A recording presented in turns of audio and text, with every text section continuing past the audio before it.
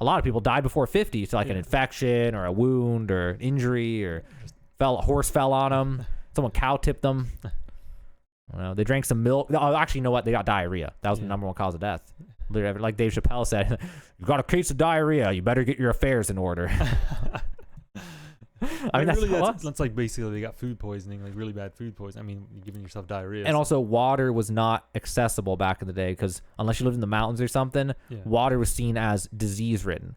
So people drank alcohol instead of water. That's why alcohol is so prolific. You would ferment your water and then drink it. And so people were always dehydrated and not getting enough water. It depends on where you live and if you had a well and just that blah blah. You live by a stream. What are you doing?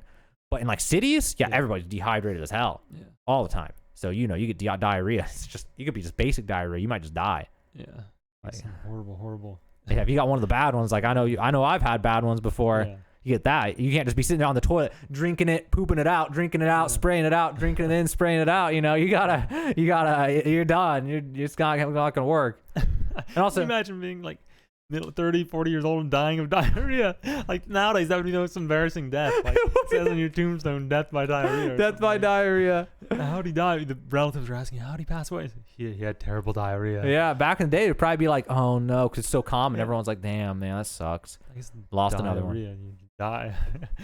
I wonder if that. What is the history of the history of the word diarrhea? I want to know. Derived from the Greek diarrhea, meaning of, I don't know if I'm pronouncing it right, flowing through. Dia, which means through, and rio, which means to flow. So it doesn't mean that, just coincidence.